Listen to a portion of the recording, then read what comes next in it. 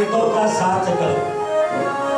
संतों की संगति में बैठेंगे तो प्रभु की कृपा प्राप्त हो जाएगी, कुछ सुनने को मिलेगा। श्रवण करो।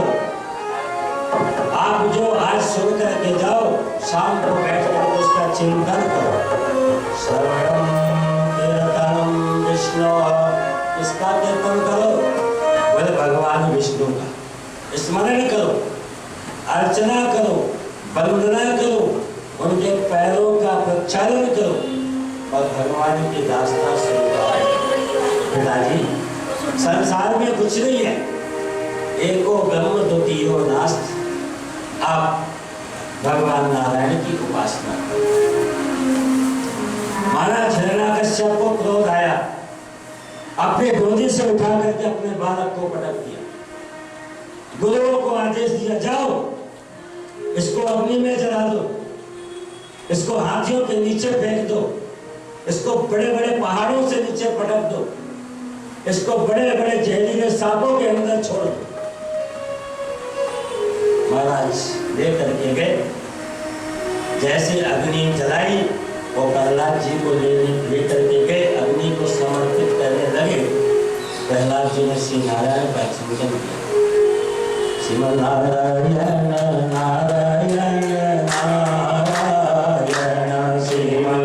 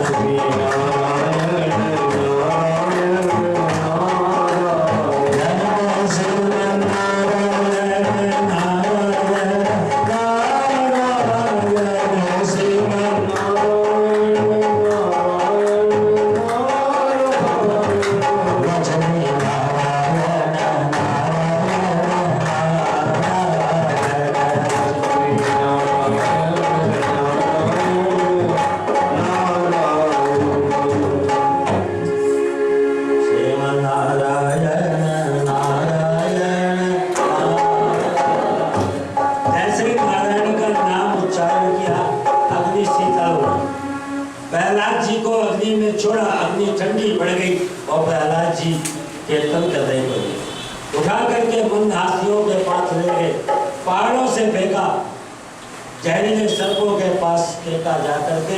लेकिन प्रहलाद जी महाराज अपने कन्हैया का संकीर्तन करते रहे। सर्पों ने भी अपना विष बंद करके और प्रहलाद जी के साथ नाचने लगे। हिरण्याकश्यप ने कहा, अब लेकर के आओ, इसको थोड़ा बहुत कष्ट मिल गया है ना, शायद इसकी बुद्धि ठीक हो गई। बुलाया अपने पास, गुरुओं को आदेश दिया, आप ले जाओ, अब इसको सुंदर शिक्षा दो, अब इसको थोड़ा डर लगेगा मेरा और ये नारायण की बात छोड़ देगा और ये मेरे नाम का स्मरण करेगा। प्रहलाद जी महाराज फिर विद्यालय गए, उदास बैठी हुई, शांत बैठी हुई। दैत्य पुत्रों ने प्रहलाद जी से कहा, बोले प्रहलाद जी, आप हमारे मित्र, आपके पिताजी आपको कष्ट देते हैं, हमें बड़ी तकलीफ, आप हमारे मित्र, हमसे देखा नहीं जाता। प्रहलाद जी ने कहा, फिर क्या करते? आपके पिताजी ठीक तो कहते हैं, पालयति सो पिता, जो पालन करता है वो पिता है, और संसार में पिता सबसे बड़ा है, पाल पोष करके बड़ा किया, पढ़ाया लिखाया। पिताजी की बात को मानो। प्रहलाद जी ने कहा, ये संसार के पिताजी हैं, थोड़े दिन तक साथ देते हैं। दैत्य बालकों ने कहा, चलो आप पिताजी का भजन नहीं करते, माता जी का भजन। माता जी क्या देती है? माता जी ने आपको पाल पोष करके बड़ा किया, स्तन पान कराया, वस्त्र जुड़ती है, माता जी की बात को मानो। प्रहलाद जी ने कहा, माता जी भी बहुत समय तक साथ देंगी, हम तो आपके साथ में हैं, आप हमारी बात मान लो। क्या बात माने? आप अपने पिताजी की बात मान जाओ, बात बन गई। प्रहलाद जी ने कहा, आप कहते हो मकान साथ देता है, आप कहते हो संपत्ति साथ देती है, आप कहते हो पिताजी पालन करते हैं, आप कहते हो माताजी रक्षा करती है, लेकिन मैंने अपने गुरुदेव से जाना है। क्या जाना है?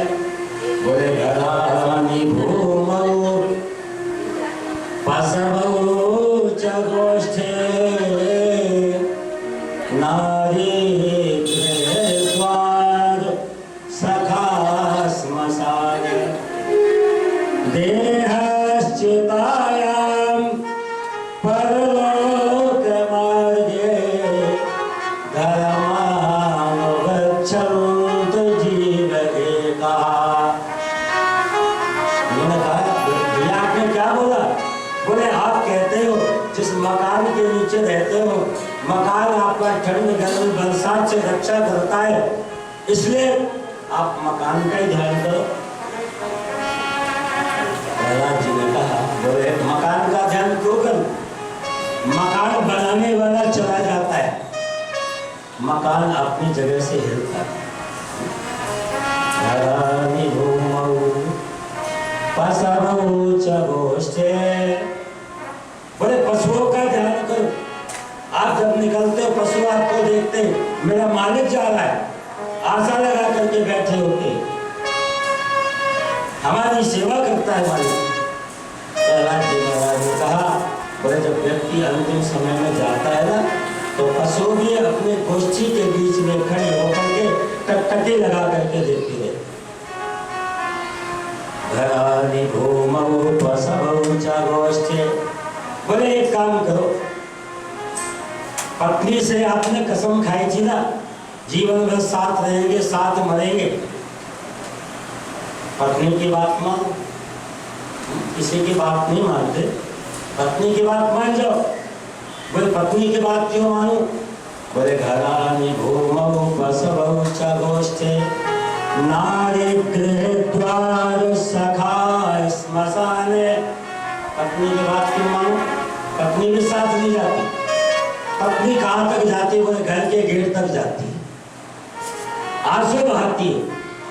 संकल्प किया था, कसम खाई थी, साथ रहेंगे, साथ मरेंगे।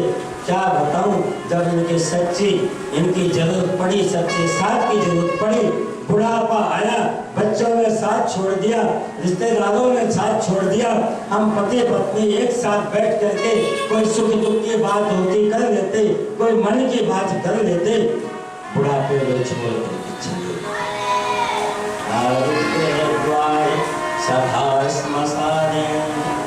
बोले पत्नी जब साथ देना बंद कर देती है तो सखा साथ देते। सखा कहाँ तक साथ देते? बोले सखा श्मशाने। हाँ, मित्र क्या करेंगे? बोले कंधा पे देंगे, गोदी में उठाएंगे, चलते जाएंगे, लेकिन कहाँ तक जाएंगे? बोले बस शमशान घाट तक जाएंगे, आगे अग्नि में रख देंगे। बोले जाओ तुम चलो, हम तो अपने घर चले जाते। आगे कोई जाता है क्या? कहाँ तक जाते? बोले सखा श्मशाने। और भी कहा, बोले सखा तो चलो वापस आगे, शरीर तो आगे जाता है। प्रहलाद जी महाराज ने कहा, बोले शरीर कहाँ तक जाता है? बोले देहश्चितायां, चिता में जाता है। इसके बाद शरीर भी शांत हो जाता है, पता नहीं चलता इतना बड़ा शरीर था कहाँ गया। देहश्चितायां परलोक मार्गे धर्मानुगच्छन्तु जीवैका। केवल एक जाता आत्मा, जिसने उसी ने कहा जब जीव जाता है ना तो क्या लेकर के जाता है, क्या छोड़ करके जाता है? देखो भगवान किसी को ना एक फालतू देते ना फालतू देते। आजमा के देखना, जब किसी का बालक जन्म लेता है ना, उसका वजन करके देखना, और बाद में जब उसकी अस्थि उठाई जाए, आप उस अस्थियों का वजन करना बिल्कुल बराबर है। राजा ने पूछा, बोले महाराज ऐसा क्यों? सुखदेव जी कहते हैं, राजन भगवान किसी को फालतू देते नहीं तो फालतू लेते नहीं, बस जितना देते उतने लेते। और बहुत व्यक्ति बीमार हो, बहुत बीमार हो, डॉक्टर जवाब दे जाते, लेकिन जब अंतिम समय आता है ना तो ठीक हो जाता है। राजा ने पूछा ऐसा क्यों, बीमार लेना चाहिए। सुखदेव जी कहते हैं राजन, जब बीमार भेजा हो तो बीमार लेना, जब स्वस्थ भेजा है, हष्ट पुष्ट भेजा है तो बीमार क्या करेंगे, जैसा भेजा ऐसी। प्रहलाद जी महाराज जी अपने दोस्तों से कहा, इसलिए अंतिम समय में केवल राम का नाम साथ जाता है। क्या जाता है, राम। इसलिए पता नहीं कौन सा अंतिम समय आएगा, कौन सा अंतिम समय आएगा पता नहीं चलता। इसलिए अंतिम समय में जहाँ तक हो सके कन्हैया के नाम का भजन करो। प्रहलाद जी के असुर बालकों ने कहा, भैया एक बात बताओ, तुम हमारे साथ पढ़ते हो, हमारे साथ खेलते हो, तुम्हारे पास इतना ज्ञान आया कहाँ से। अरे बोले भैया मैं ये तो बताना चाहता हूँ, मेरे गुरु जो है ना कोई अंधे बहरे थोड़ी है। ये जो गुरु थे ना दोनों, एक तो अंधे थे एक बहरे थे। बोले आपके गुरु कौन है, बोले मेरे गुरु तो नारद जी, नारद जी ने मुझे ज्ञान दिया है। फिर असुर बालकों ने कहा, बहुत हो गया सत्संग, चलो कुछ खेल खेलते। प्रहलाद जी ने कहा खेल तो खेलेंगे, लेकिन जैसे मैं कहूँगा ऐसे खेलना। बोले कैसे कहोगे, बोले कोई तो छेने ले लो, कोई ढोलक ले लो, कोई तबला ले लो, कोई कैसियो बजा दो, और सब जैसे जिससे बजे वो बजाओ, और जैसे मैं करूं ऐसे ही करो। उन्होंने कहा ठीक है बेटा, अपना खेल तो हम रोज खेलते हैं, भैया आज तुम्हारा वाला खेल खेलते। और प्रहलाद जी ने शुरू कर दिया, श्रीमन नारायण नारायण नारायण श्रीमन नारायण नारायण श्रीमन नारायण नारायण नारायण श्रीमन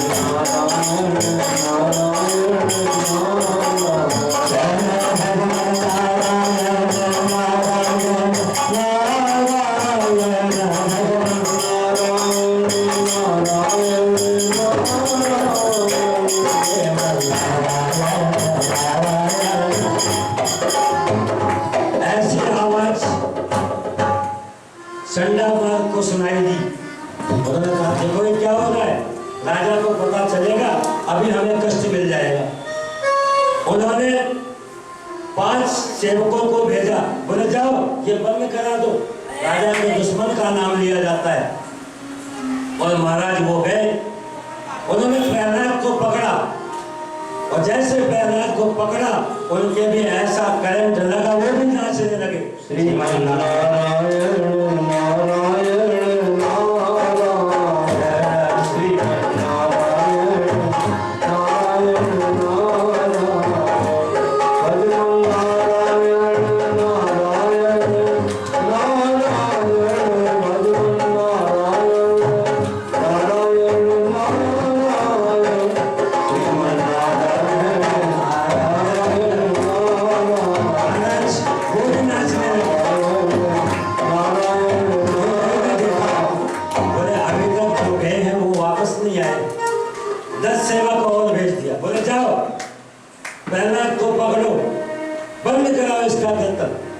और वो 10 सेवक चले। यहाँ कीर्तन चल रहा है, छेने मजीरे बज रहे हैं, सब भक्त नाच रहे हैं, प्रहलाद जी भी नाच रहे हैं। और उन्होंने प्रहलाद को फिर पकड़ लिया, और जैसे प्रहलाद को पकड़ा उनके भी ऐसा करंट लगा, वो भी कहने लगे श्रीमन नारायण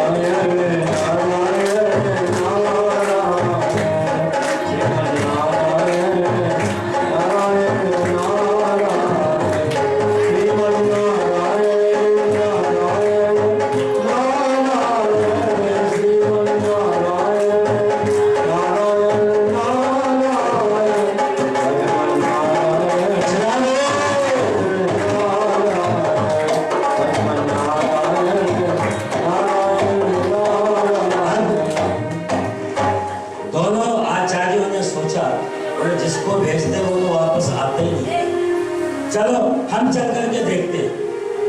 और देखे तो महाराज वहां तो भगवान के नाम का संकीर्तन चल रहा है, सब उछल कूद कर रहे, नाच रहे। उन्होंने जाकर के बोला पहले प्रहलाद को पकड़ो, यही है गंगे का मालिक, यही है इनका नेता। और जैसे प्रहलाद को पकड़ा उनको भी ऐसा करंट लगा कि वो भी नाचने लगी। श्रीमन नारायण नारायण नारायण श्रीमन नारायण नारायण नारायण कृष्ण नारायण नारायण नारायण भगवान नारायण नारायण नारायण सत्य नारायण नारायण नारायण सत्य किसी ने जाकर के हिरण्यकश्यप से कह दिया, देखो अपने आचार्यों को, आपके बच्चे को भड़का रहे आपके खिलाफ। हिरण्यकश्यप आया, देखा तो हमारा गुरुदेव भी मस्ती में मस्त। हिरण्यकश्यप को क्रोध आया। हिरण्यकश्यप ने क्या किया, वो गलती नहीं की जो गुरुदेव ने की थी। प्रहलाद को नहीं पकड़ा, कहीं प्रहलाद को पकड़ता तो वो भी नाचने लगता। उसने जमीन में जोर से हाथ मारी, धड़ाम से सब रुक गए। क्या हुआ, क्या कर रहे हो, मेरे बच्चे को ये शिक्षा दे रहे हो तुम? आपको इसलिए मैंने रखा हुआ है, इसलिए आपको तनख्वाह देता हूं मैं। बोले राजा ने क्या बताया, हमने तो शिक्षा तो अच्छी दी है, पर पता नहीं ये मानने को तैयार नहीं। और राजन सच्ची बात तो ये है, आज हमने देखा नारायण के नाम में इतना आनंद आता है, इतना आनंद आता है। यदि कोई व्यक्ति सच्चे मन से नारायण के नाम का स्मरण करे तो ये हम कह सकते हैं वो भव सागर से पार हो जाएगा। बोलो राम कृष्ण लाल की जय हो। हिरण्यकश्यप ने कहा और तो बाद में देखूंगा। प्रहलाद जी को पकड़ा, इधर कहाँ तेरा नारायण बता, बाद में देखूंगा, आज तेरे पहले नारायण को देख ली। हिरण्यकश्यप ने प्रहलाद जी ने कहा, बोले पिताजी मेरे नारायण तो आप में भी। बोले मुझ में कहाँ है, बोले मुझे दिखाई दे। बोले और कहाँ है, बोले मेरे अंदर भी। और कहाँ है, बोले हरि व्यापक सर्वत्र समान सब जगह। और कहाँ है, बोले सामने खंबे में भी। हिरण्यकश्यप ने कहा होगी सो देखी जाएगी। गधे का प्रहार किया और जैसे खंबे में से गधे का प्रहार किया और नरसिंह भगवान प्रकट हो गए। नरसिंह भगवान ऐसी गर्जना करी, ऐसी गर्जना करी कि हिरण्यकश्यप डर के हमारे जमीन में गिर गया। बड़े मुश्किल से अपने आप को संभाला, खड़ा हुआ। हिरण्यकश्यप भागने लगा भगवान के स्वरूप को देख करके। भगवान ने पकड़ा और हिरण्यकश्यप से बोले अभी तो जो मैंने इसको विधाता ने वरदान दिया था वो समय तो आया नहीं, उससे पहले कैसे इसको मारूं। तो भगवान ने थोड़ी देर खेल किया। जैसे संध्या का समय आया, भगवान सूर्य नारायण आधे अस्त होने का समय आया। हिरण्यकश्यप को ठाकुर जी ने पकड़ा, बीच देहनी में बैठ गए, अपने गोदी में रखा, उसका गोदी में लगा लिया, अपने नाखून दिखाए। बोले हिरण्यकश्यप मैं आपको मारूंगा। हिरण्यकश्यप ने कहा पर आप मुझे मार नहीं सकते। क्यों नहीं मार सकता? बोले मैंने ब्रह्मा जी से वरदान मांगे। भगवान ने कहा मैंने सारे वरदान पूरे कर लिए। बोले क्या मांगे हैं? बोले महाराज न मैं दिन में मरूं न रात में मरूं। भगवान ने कहा अब आप भी बताओ ये दिन है कि रात है? हिरण्यकश्यप ने कहा ये ना तो है दिन ना है रात, पर आप मुझे मार नहीं सकते। बोले क्यों नहीं मार सकता? बोले मैंने कहा है ना अंदर मरूं ना बाहर मरूं। भगवान ने कहा मैंने वो भी वचन पूरा कर लिया। कहाँ है आप इस समय देखो जरा। बोले महाराज बीच दरवाजे में ले जाओ, ना अंदर हो ना बाहर, पर आप मुझे अभी भी नहीं मार सकते। भगवान ने कहा अब क्या, क्यों नहीं मार सकता? बोले मैंने प्रार्थना की है, वरदान मांगा है, ना ऊपर मरूं ना नीचे मरूं। भगवान ने कहा जरा देखो अभी आप लेटे कहाँ? बोले आपकी गोदी में लेटा हूँ, न जमीन में हूँ न आसमान में हूँ। भगवान ने कहा फिर मैं मारूंगा। हिरण्यकश्यप ने कहा फिर भी आप मुझे मार नहीं सकते। नारायण ने कहा आप क्यों नहीं मार सकता? बोले मैंने विधाता से वरदान मांगा था, न इंसान से मरूंगा पशु से मरूंगा। भगवान ने कहा जरा मेरी तरफ अच्छी तरह देखो। बोले हाँ वो तो ठीक है, ना आप पशु हो ना इंसान हो। बोले मैं आपको मारूंगा। बोले आप मुझे अब भी नहीं मार सकते। बोले क्यों नहीं मार सकते? बोले मैंने एक वरदान और मांगा है, ना अस्त्र से मरूं ना शस्त्र से मरूं। भगवान ने अपने विकराल नाखून दिखाए। बोले देख ये अस्त्र है या शस्त्र है? हिरण्यकश्यप ने कहा प्रभु न ये अस्त्र है न शस्त्र है, ये तो आपके नाखून है। बोले फिर भी आप नहीं मार सकते। भगवान ने कहा आप क्यों नहीं मार सकता? बोले मैंने ब्रह्मा से वरदान मांगा है, ब्रह्मा जी आपके बनाए हुए जीव से मेरी मृत्यु ना। नारायण ने कहा ब्रह्मा जी मुझे नहीं बनाते, अब ब्रह्मा जी का निर्माण मैं करता हूँ, पर मैं आपको मारूंगा। हिरण्यकश्यप ने कहा पर गोविंद फिर भी आप मुझे नहीं मार सकते। बोले मैंने एक वरदान और मांगा है। बोले कौन सा वरदान मांगा है? बोले जितने भी 12 महीने बने उनमें ना मरूं। भगवान ने कहा बोले अभी गया है ना जो अधिक महीना, ये मैंने तेरे लिए बनाया है। हिरण्यकश्यप ने कहा वो मुझे पता होता कि 13 महीना भी होते तो मैं ये भी वरदान मांग लेता। उठ करके खड़ा हुआ, भागने लगा, पर भगवान ने क्या किया? अपने नाखून से गोदी में लेटाया और उसके शरीर के 2 टुकड़े कर दिए, अस्थियों को लिया और अपने गले से लगा दिया। देवता को बढ़ा गए, पृथ्वी में हड़कंप मच गया। भगवान क्रोध कर रहे हैं। ब्रह्मा जी लक्ष्मी के पास गए। नारायण ने लक्ष्मी की बात नहीं मानी, ब्रह्मा जी की बात नहीं मानी। आखिर में प्रहलाद जी को बुलाया। प्रहलाद जी ने स्तुति की भगवान मैं अनपढ़, कोई उम्र नहीं, दैत्य को बताओ प्रभु आप मेरे लिए इतनी कृपा की करो, आप मेरी बात को मानने के लिए खंभे में प्रकट हो गए। मेरा मान भले टल जाए पर भक्त का मान न जाने पाए। प्रभु आज मैं समझ गया भक्त के लिए सब कुछ कुर्बानी करने के लिए तैयार है। भगवान ने कहा प्रहलाद जी कुछ मांगो। प्रहलाद जी ने कहा नहीं प्रभु मेरे ऊपर आप ऐसी कृपा बना करके रखो, कुछ मांगने की इच्छा ना हो। मांगता तो वो जिसके पास कुछ होता है। आपके पास क्या है? बोले मैं आपकी गोदी में लेता हूँ। बताओ मेरे पास तो वो है जो आपने ब्रह्मा जी को नहीं दिया, जो आपने लक्ष्मी जी को नहीं दिया, जो आपने शंकर जी को दिया। बोले आपने कभी भोलेनाथ को गोदी में लिया है क्या? ब्रह्मा जी को कभी आपने लोड़ियां दी है क्या? क्या आपने लक्ष्मी जी से कभी पूछा लक्ष्मी जी आपको क्या चाहिए? नारायण ने कहा नहीं। तब तो प्रहलाद जी ने कहा प्रभु आप बस इतनी कृपा बना करके रखो, देने चाहते हो तो मेरे पिताजी को अपने चरणों में वास दे दो। भगवान नारायण ने कहा बोले प्रहलाद तेरे जैसा भक्त जिस कुल में होता है उसकी 21 पीढ़ियां भवसागर से पार हो जाती है। इस प्रकार से कथा है। और सुखदेव जी ने कहा राजन इस प्रकार से नारायण ने आशीर्वाद दिया। बोले जाओ पुत्र आपका कल्याण होगा। प्रहलाद जी महाराज दत्तात्रेय जी की शरण में गए और उनसे आत्मज्ञान किया और उनके मोक्ष मार्ग पर बस किया। इस प्रकार की कथा भगवान ने कहा। सुखदेव जी ने कहा राजन भगवान ने देवताओं को लक्ष्य बना करके समुद्र मंथन किया। सबसे पहले क्या निकला था? जय भोलेनाथ पी गए। इसके बाद कामधेनु गाय निकली, ऋषियों को दे दी गई। इसके बाद उच्चैश्रवा घोड़ा निकला समुद्र मंथन में, बलि को दे दिया गया। इसके बाद ऐरावत हाथी निकला, वो इंद्र ने ले लिया। इसके बाद एक कौस्तुभ मणि निकली, भगवान नारायण को दे दी गई। इसके बाद कल्प वृक्ष निकला, अप्सराएं निकली। इसके बाद लक्ष्मी जी निकली, वो उन्होंने भी भगवान नारायण का वर्णन किया। इसके बाद वरुणी नामक मदिरा निकली, वो दैत्यों को दी गई।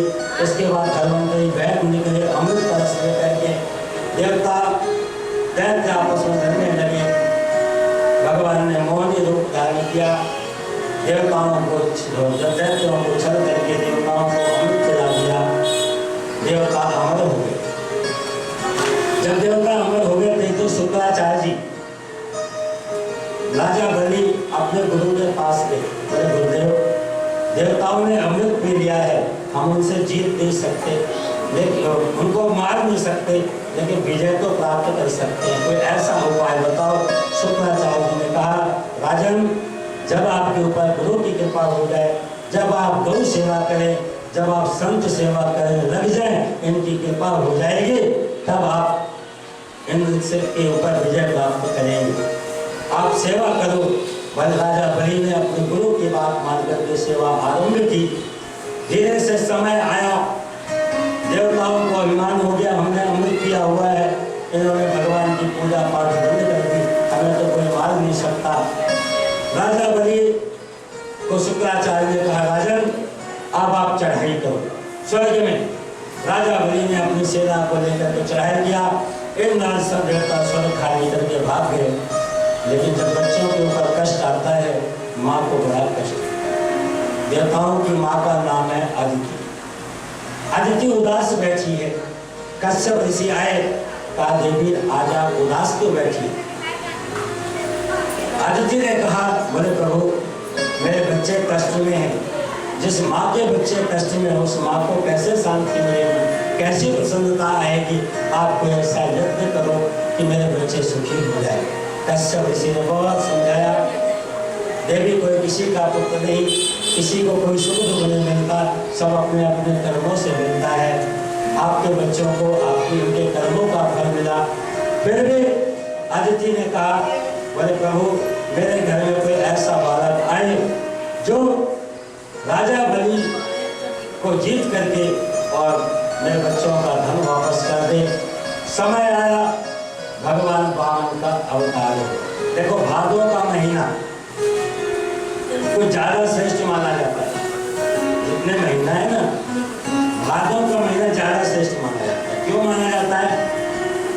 हमारे कन्हैया का जो अवतार हुआ, कब हुआ? भादों में। श्री राधा रानी का प्रागट्य हुआ कौन से महीने में? भादों में। वामन भगवान का अवतार हुआ,